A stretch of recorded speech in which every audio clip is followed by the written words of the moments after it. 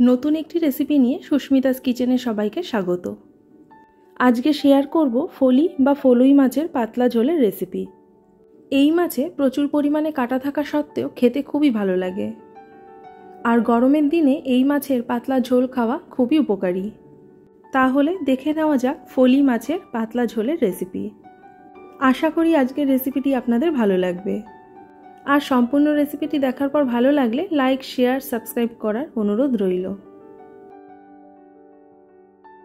মাছের ঝোল বানানোর জন্য এখানে নিয়েছি 4টে মিডিয়াম সাইজের আলু। আলুর খোসা ছাড়িয়ে নিয়ে আলুগুলোকে লম্বা লম্বা টুকরো করে কেটে নিয়েছি। আর নিয়েছি সজনে ডাঁটা। ফলি মাছ আর সজনে ডাঁটা দুটোই কিন্তু খুবই উপকারী, তাই ডাঁটার পরিমাণ আমি একটু বেশি নিয়েছি। ডাঁটার খোসা ভালো করে ছাড়িয়ে নিয়ে ছোট ছোট টুকরো করে কেটে নেব। সব সজনের ডাঁটাগুলোকে কেটে নিয়েছি। এবারে আলু আর ডাঁটাগুলোকে একসাথে ভালো করে ধুয়ে নিয়ে জল ঝরিয়ে নেব। এখানে নিয়েছি 700 গ্রাম ফলি মাছ। মাছগুলো অল্প বড় থাকায় 2 টুকরো করে কেটে নিয়েছি। মাছগুলোকে ভালো করে ধুয়ে নিয়ে জল ঝরিয়ে নিয়েছি। এবারে দিয়ে দেব পরিমাণ মতো নুন আর হলুদ। নুন আর হলুদ দিয়ে মাছগুলোকে ভালো করে মেখে নেব।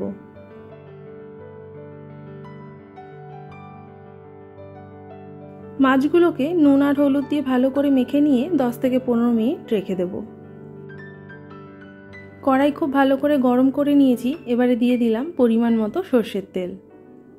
এবারে তেলও খুব ভালো করে গরম করে নেব। তেল গরম করে নিয়েছি। এবারে অল্প অল্প করে মাছগুলোকে ভেজে নেব।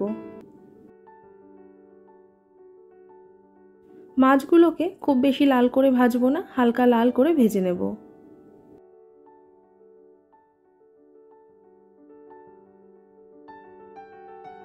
মাছগুলোকে হালকা লাল করে ভেজে নিয়েছি। এবারে তুলে নেব।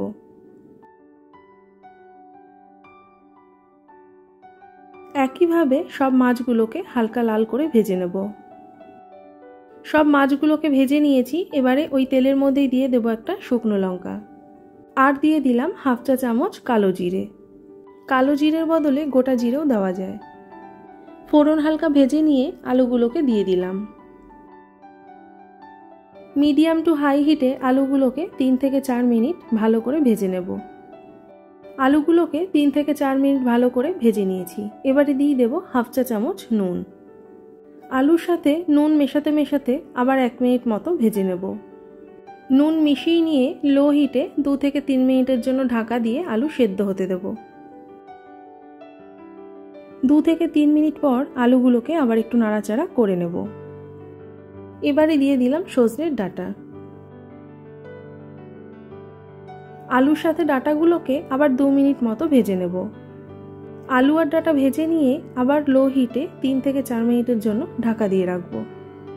আলু আর ডাঁটা সেদ্ধ হোক, ততক্ষণে মাছের ঝোলের মশলা বানিয়ে নেব। মশলার জন্য নিয়েছি একটা বড় সাইজের টমেটো, 6 থেকে 7টা কাঁচা লঙ্কা আর 2 ইঞ্চ মতো আদার টুকরো।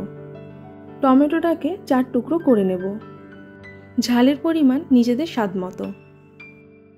এবারে টমেটো, আদা আর কাঁচা লঙ্কার একটা স্মুথ পেস্ট বানিয়ে নেব। 3 থেকে 4 মিনিট পর আলু আর ডাঁটাগুলোকে আবার একটু নাড়াচাড়া করে নেব। ঢাকা দেওয়ার কিছুক্ষণ পর আলু আর ডাঁটাগুলোকে একটু নাড়াচাড়া করে নিয়েছিলাম। এখন দিয়ে দেব হাফ চা চামচ হলুদ। হলুদ মিশিয়ে নিয়ে আলু আর ডাঁটা কয়েক সেকেন্ডের জন্য ভেজে নেব।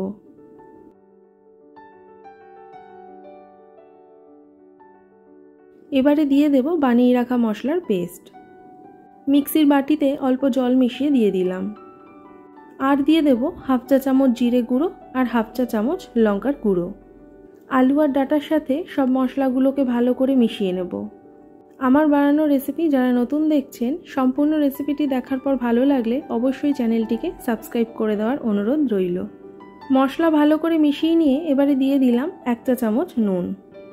লো টু মিডিয়াম হিটে মশলা কিছুক্ষণ ভালো করে কষিয়ে নেব। আমার বানানো মাছের আরও অনেক রেসিপি আছে, আপনারা চাইলে অবশ্যই চেক করে নিতে পারেন। মশলা খুব ভালো করে কষিয়ে নিয়েছি আর মশলা থেকে তেলও ছেড়ে এসেছে। এখন দিয়ে দেব পরিমাণ মতো জল। প্রথমে অল্প করে জল দিয়ে জলের সাথে মশলা ভালো করে মিশিয়ে নেব। তারপরে যতটুকু জলের প্রয়োজন হবে জল দিয়ে দেব। যেহেতু মাছের পাতলা ঝোল হবে তাই জলের পরিমাণ একটু বেশিই দিলাম। সব কিছু খুব ভালো করে মিশিয়ে নিয়েছি। এবারে হাই হিটে ফুটতে দেব।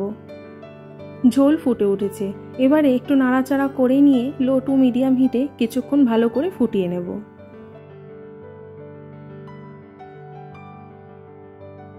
ঝোল কিছুক্ষণ ভালো করে ফুটিয়ে নিয়েছি। এই সময় নুনের পরিমাণ দেখে নিতে হবে। এবারে ভেজে রাখা মাছগুলোকে দিয়ে দেব।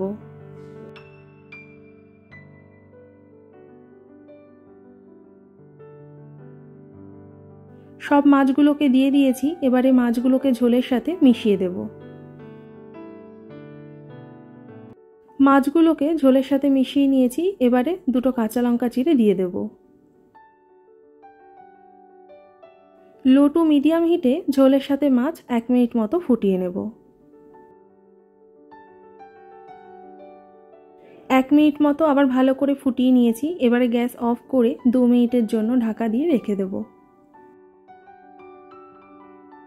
তাহলে রেডি আমাদের ফলি মাছের পাতলা ঝোলের রেসিপি। আশা করি আজকের রেসিপিটি আপনাদের ভালো লেগেছে। আর রেসিপিটি কেমন লাগলো অবশ্যই কিন্তু কমেন্টে জানাবেন। তাহলে আবার চলে আসবো অন্য কোনো দিন অন্য কোনো রেসিপি নিয়ে।